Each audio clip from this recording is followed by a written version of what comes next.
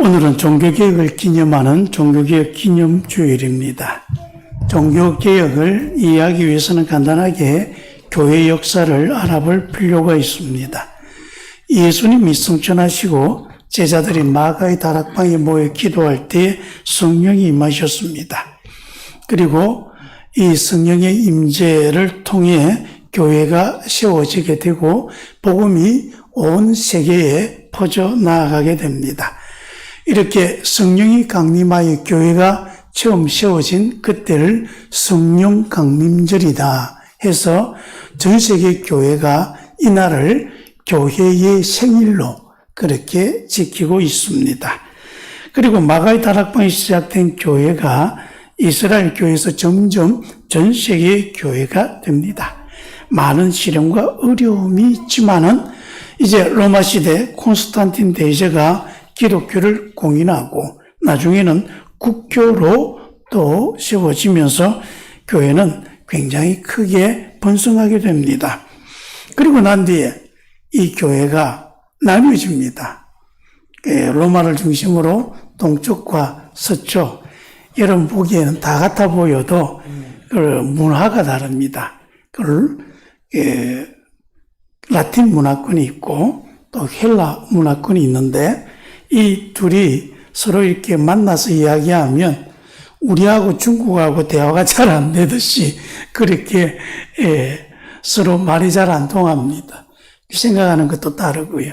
그래서 교회가 동방교회와 서방교회로 나뉘어집니다. 동방교회는 지금 러시아와 우리 동유럽이라고 하는 곳 그쪽으로 계속 이렇게 나아가서 교회가 존립하게 되어지고 서방교회는 우리가 잘 아는 로마 가톨릭 교회입니다. 우리 한국에서는 천주교라고 또 그렇게 말합니다. 그런데 이 천주교가 이제 유럽의 대세가 되고요. 이 천주교회가 세상을 다스립니다. 이때를 두고 중세시대라고 그럽니다. 이 중세시대 로마 가톨릭 교회는 시간이 지날수록 타락하기 시작합니다. 교회의 대표라고 할 수 있는 사람을 누구라고 하죠? 교황이라고 합니다. 교황은 하나님의 대리자라고 하는 행세를 하게 되고 교황이 하는 말은 무효하다.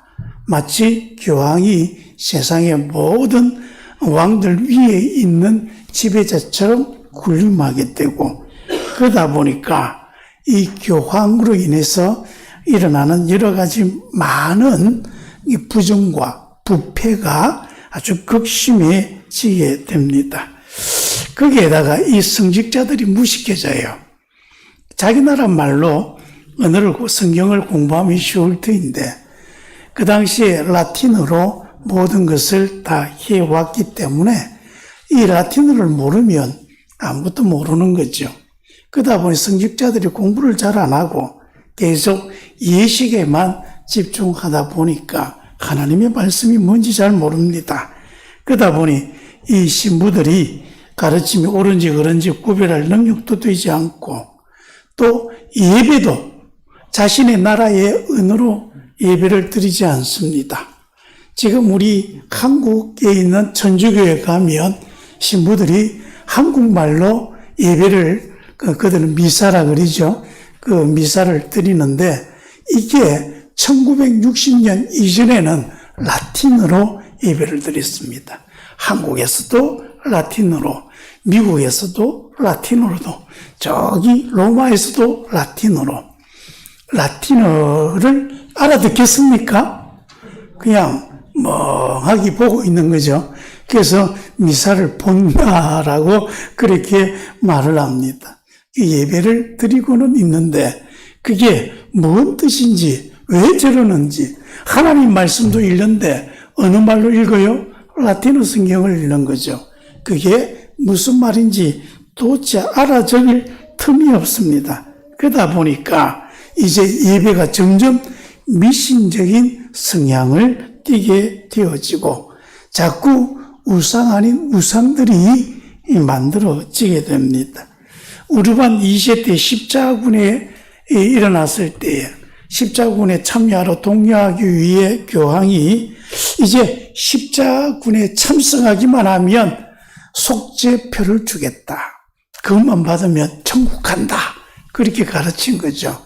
우리를 흔히 그걸 면죄부라 그랬는데 십자군 전쟁이 끝나고 난 뒤에도 이 면죄부는 계속됩니다. 어떻게 해요? 교회를 지어야 되는데 돈이 많이 들지 않습니까? 그래서 그 돈을 이제 걷기 위해 이 면죄부를 막 판매하는 거죠. 이거 사서 교회 짓는데 보탬이 되면 천국 간다. 그 좀 더 지나가지고 어떻게 해요? 나만 천국 가는 게 아니라 지금 이제 당신들 부모님들 지금 어디 있느냐 하면 천국이 아니라 연옥이라고 하는 곳이 있다. 그 천국과 지옥의 중간 지점인데 거기에서 이제 가기는 가야 될 텐데 지금 잘 못 가고 있으니까 지금 여기에 있는 후손들이 교회를 위해서 하나님을 위해서 크게 헌신하면 그 공덕이 죽은 우리 부모님들에게 조상들에게 미쳐져서 지옥 가야 될 사람들이 어째요? 천국 갈 수 있다. 그렇게 해서 판매하는 것이 면죄부입니다. 이런 식으로 계속 교회가 어떻게 하면 돈을 많이 거둘까? 거기에 급해서 생활을 하게 되는 것이죠. 이렇게 교회가 타락하자 교회를 기억해야 되겠다고 하는 움직임이 일어납니다. 14세기 말 영국 옥스퍼드 대학의 교수였던 위클리프와 그의 동료였던 후스가 이제 교회는 기억해야 됩니다. 교황 정치가 이제는 그쳐져야 됩니다. 면죄부 판매를 당장 중단해야 됩니다. 그래서 이제 지금의 체코지역, 보헤미아 그 지역에서 교회 개혁 운동이 일어납니다. 그러다가 체포되어서 이분들은 화형에 처해집니다. 이후에 또 마틴 루터라고 하는 분이 개인적인 신앙 고민을 막 하다가 지금 가톨릭 교회에서 이야기하고 있는 이것이 진짜 맞느냐? 우리 한번 서로 토론해 봅시다. 그런 의미로 이 루터가 그 당시 신학교 교수였거든요. 그래서 비텐베르크 성당에 95개조의 항의문이라고 하지만 실제로는 토론 주제를 거기 내걸었습니다. 근데 이 95개조의 반박문이라 그러는데 이것을 한번 읽어보면 교황은 잘못되었다. 면죄부도 잘못되었다. 연옥도 잘못된 것이 아니냐. 이제 그러니 이제 우리 하나님의 말씀으로 여기에 대해서 토론해 봅시다. 그런 내용입니다. 그랬더니 어떻게 되겠습니까? 난리가 나겠죠. 그리고 칼뱅이라고 하는 또 프랑스의 또 종교개혁자가 또 막 그 종교개혁에 그걸 열심히 해서 장로교를 또 만들어 갑니다. 그렇게 해서 막 전 세계적으로 교회를 개혁하자는 개혁의 바람이 일어나게 됩니다. 그렇게 개혁의 바람이 일어나니까 천주교에서 그 개혁자들을 두고 프로테스탄트라고 명명했습니다. 뜻을 보면 저항하, 반항하 뭐 그런 뜻입니다. 자신들에게 저항하는 사람들이다. 그러는 거죠. 그래서 이렇게 교회를 기억하기 위해서 저항하는 모든 사람들을 두고 합쳐서 기억하는 교회, 기억하는 신앙, 이걸 줄여서 개신교라고 그렇게 말합니다.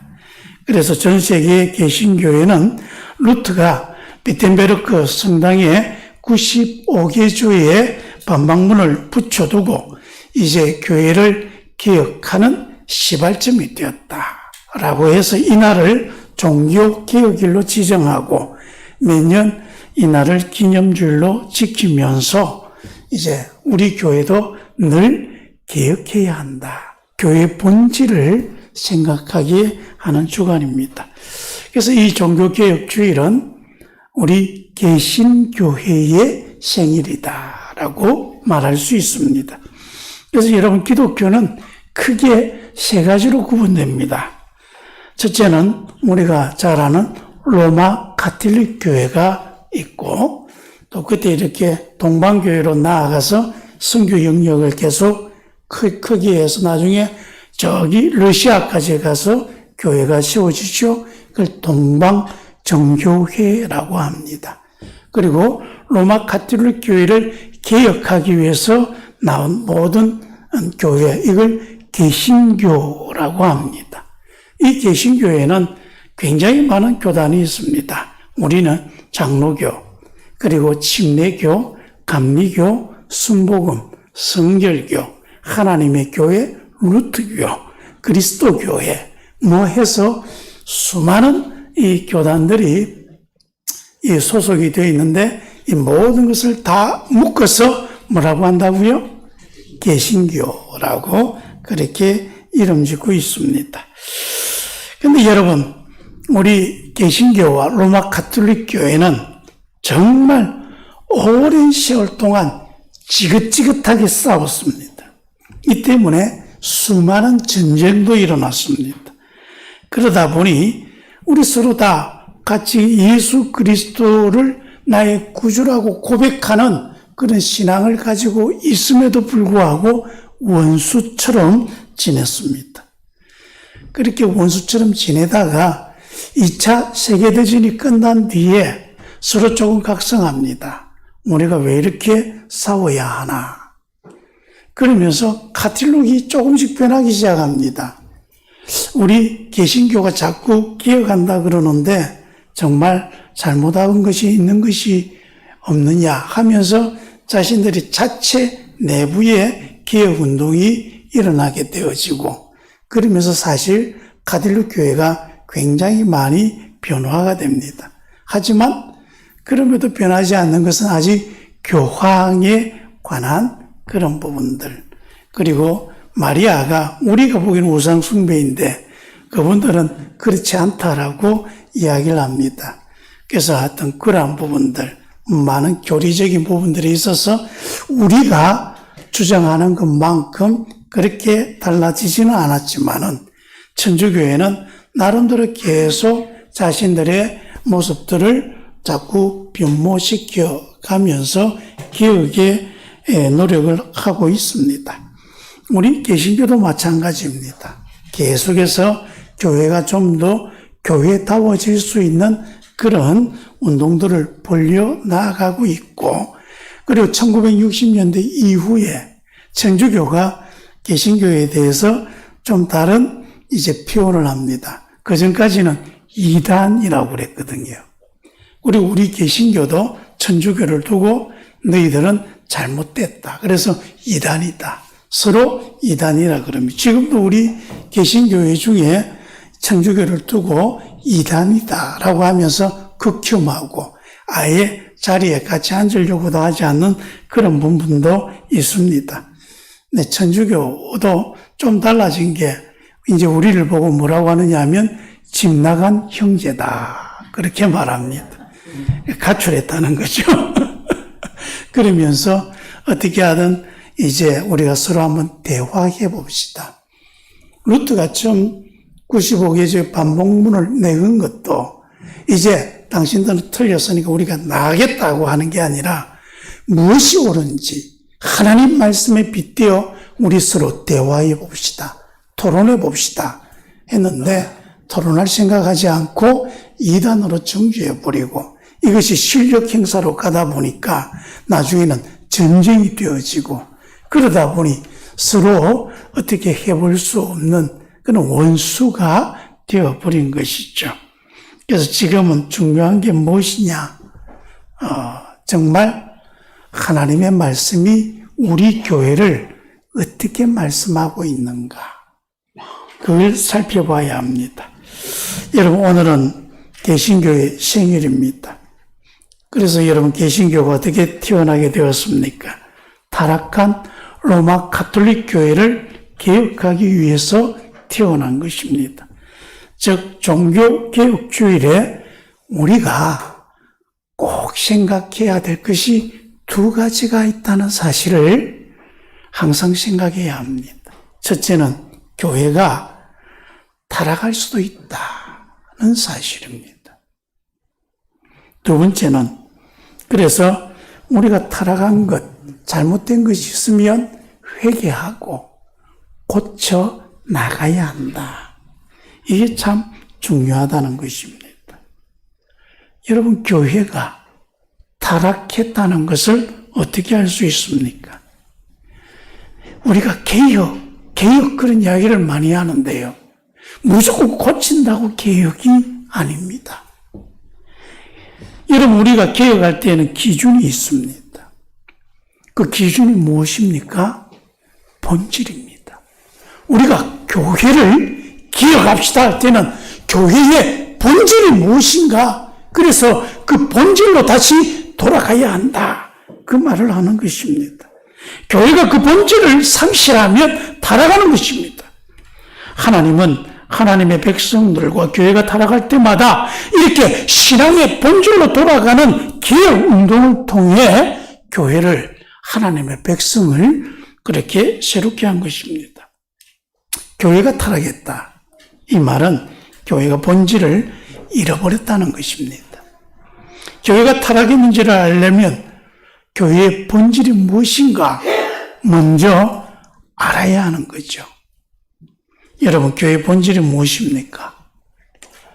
우리가 교회를 정의할 때에 하나님이 구원하여 부르신 사람들과 그 사람들을 구원하신 하나님이 함께 만나는 것, 이것이 교회입니다. 한번 따라합시다. 교회는 구원하신 하나님과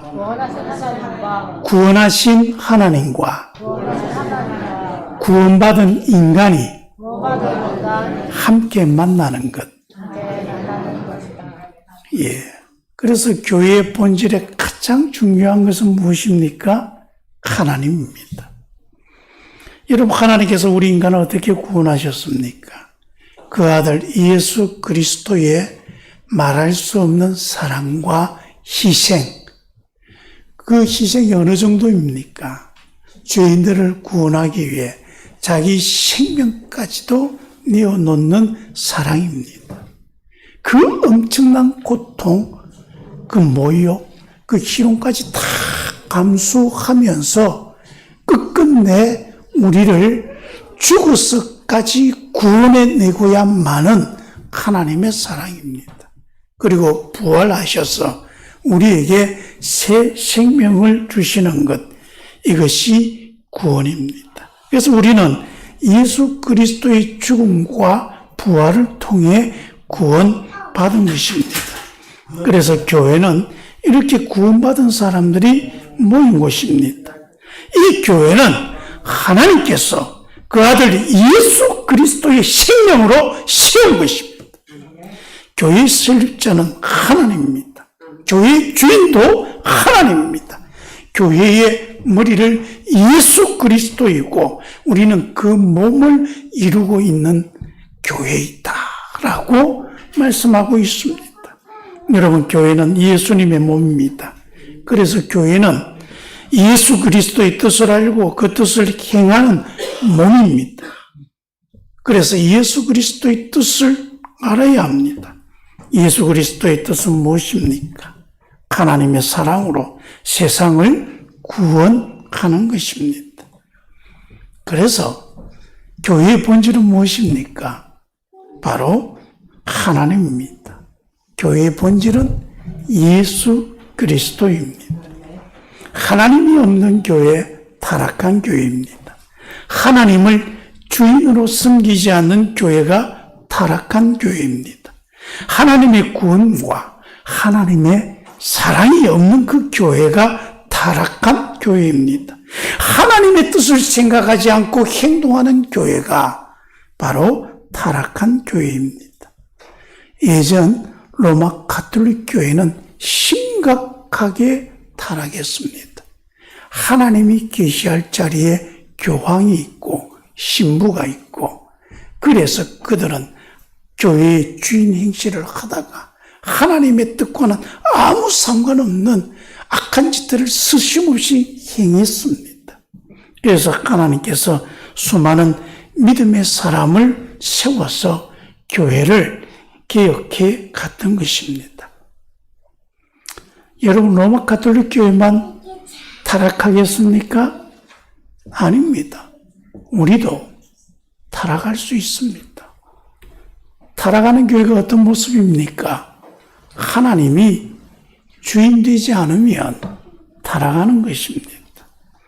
여러분, 우리 신앙은 늘 개혁되어야 합니다. 어떻게 하면 개혁하는 신앙이 되는가? 오늘 본문의 말씀 요시야 왕이 나오는데 이스라엘 역대 왕들 중에 가장 개혁을 온전하게 행한 사람이 요시야 왕이라고 할 수 있습니다. 그 정저부 할아버지가 히스기야 왕인데 이분이 굉장히 훌륭한 그 왕이었습니다. 근데 그 아들이 므낫세인데, 근데 이 므낫세는 이스라엘 역사 중에 가장 타락한 왕이었습니다. 아버지가 이런 개혁을 다 망쳐버립니다. 그리고 심지어 성전에 우상을 들여놓고 거기에 하나님 그 우상을 섬기게 하도록 하는 범죄를 저지릅니다. 얼마나 성전을 훼손했는지 모릅니다. 이스라엘 백성들이 이제 하나님을 섬기지 않고 우상 숭배하고 거기에 점치는 사람들, 복수하는 사람들, 무당들 들여와서 그 신앙들이 완전히 무너져 버립니다. 얼마나 그 이스라엘이 그렇게 힘들었는가. 그래서 이런 것으로 인하여서 이스라엘은 우상의 나라로 불신앙의 소굴로 변질됩니다. 여러분, 우리는 하나님과 언약을 맺은 하나님의 백성이라고 하던 이스라엘 사람들이 하나님을 버리고 우상을 섬기고 타락했습니다. 어떤 일이 일어났습니까? 여러분, 왕들은 하나님 없이 내가 왕이다, 지 마음대로 합니다. 인간들이 지 마음대로 하면 좋은 일을 할까요? 못된 짓을 할까요? 왕이 지 마음대로 하니 악행을 서슴지 않습니다. 백성을 핍박하고 나라가 어찌되든 말든 지 안일만 챙깁니다. 그게 또 백성들 역시 헛된 것을 섬기며 헛된 마음으로 살아갑니다. 그러니 나라가 피폐해지고 백성들의 삶은 힘들어지고 국력은 쇠락해집니다. 외적이 침입하기 시작하고 나라는 바람 앞에 촛불처럼 풍전등화의 위기에 빠지게 됩니다. 그리고 망하는 길로 열심히 달려가는 것이죠. 여러분, 아무리 큰 위기가 있어도, 아무리 큰 위기 속에 당해 있어도 하나님을 섬길 때 이스라엘 백성들은 소망이 있었습니다. 하나님이 지켜주실 것이다. 그 믿음으로 모든 위기를 이겨내며 살았습니다. 근데 하나님을 버리고 우상을 섬기니까, 그래서 위기가 닥치니 어떻게 됩니까? 희망도 소망도 다 사라져버리고 속수무책 망하는 길로 갈 수밖에 없는 거죠. 이런 상황에 요시아가 왕이 되자 그는 개혁을 시작합니다. 먼저 훼손된 성전을 수리합니다. 그러다가 하나님의 율법이 적혀있는 성경책을 발견합니다. 그 성경책을 읽게 합니다. 읽어보니 하나님의 뜻이 명백하게 적혀있는데 지금 자신들의 모습을 돌아보니까 하나님 말씀과 얼마나 어긋나 있는지, 자신들이 얼마나 타락해 있는지, 얼마나 하나님의 진노가 자신들 앞에 있는지 이해하게 되는 것입니다. 이 나라가 왜 이렇게 쇠락했는가? 이 나라가 왜 이렇게 위기 가운데 있는가? 다 우리가 하나님 백성으로 제대로 살지 않았기 때문에 그렇다는 사실을 깨닫고 이제 전 백성들로 하여금 회개하게 합니다. 하나님의 말씀을 들었을 때 이스라엘 백성들은 자신들이 잘못한 것을 깨닫고 우상을 버리고 하나님을 믿는 신앙으로 돌아온 것입니다. 또 그가 한 일 중에 중요한 게 유월절을 회복시킨 것입니다. 이스라엘 역사에 가장 중요한 역사의 한 부분이 있다면 6월절입니다. 이집트에서 이제 탈출해서 가나안 땅으로 왔지 않습니까? 여기에 이스라엘의 역사의 근본이 있는 것입니다. 그 출애굽하는 여기에 하나님의 은혜가 있고 하나님이 우리를 지키신 모든 이스라엘 역사가 여기에서 기원한 것입니다. 6월절을 지킨다는 것은 바로 그것을 기억하는 것이죠.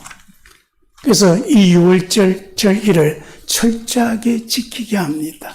다르게 이야기하면 이스라엘의 역사를 회복한 것입니다. 예전 단재 신치호 선생님이 그렇게 말합니다. 역사를 잃어버린 민족에게 미래는 없다.